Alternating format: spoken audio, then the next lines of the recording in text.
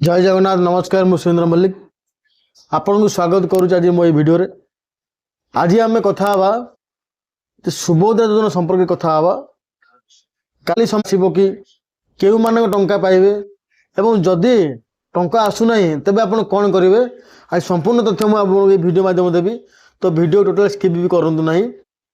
देखु सुभोदय योजना हूँ सरकार को एक महत्वपूर्ण योजना जहाँ माध्यम योग्य महिला मानक आर्थिक सहायता दि जाए। योजनार उद्देश्य हूँ महिला को स्वावलम्बी करवा परिवार आर्थिक भार कमाइबा आपने बुझिपारे एवं काली समस्त खाता को टंका आसो कि जो बड़ प्रश्न रही बंधुमान सरकार सूचना मिलूवा अपडेट अनुसार सुभद्रा योजना टंका पर्यायक्रमे खाता को आसूची एवं आसीपारे।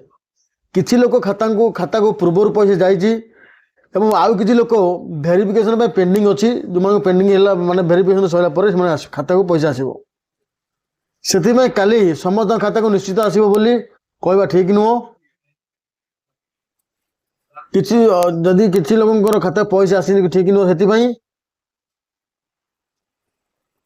काली किछि से काली समस्त खाता को निश्चित आसो बोली कहवा ठीक नुहे किंतु योग्य और वेरिफिकेशन वेरीफाइड लोक टंका आसबार संभावना अच्छी। क्यों माने टंका पाइबे सुभद्रा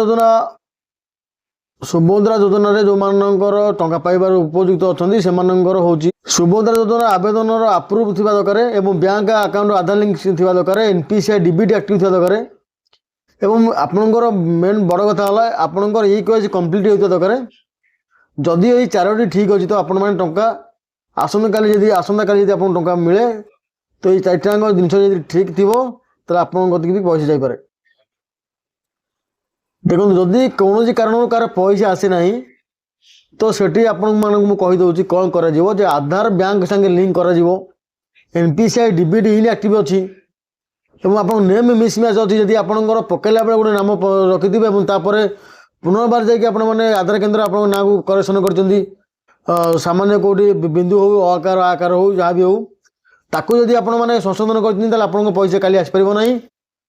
समाधान कौन देखो निकटस्थ बैंक खाता को जाए डीबीटी एक्टिव करूँ आपण निकटस्थ बैंक को जाकि आप बैंक खाता डीबीटी एक्टिव करूँ आधार अपडेट करूँ एवं ग्राम पंचायत सीएच सेंटर रे स्टेटस को चेक करूँ आपंकर पैसा पाइबार स्टेटसटा कौन अच्छी आपंकर सब ठीक अच्छी कि भूल अच्छी कि आउ किसी तथ्य आपन को गवर्नमेंट को दवाई पड़ो तो संपूर्ण भाव में आप अपडेट करवा निहाती आवश्यक।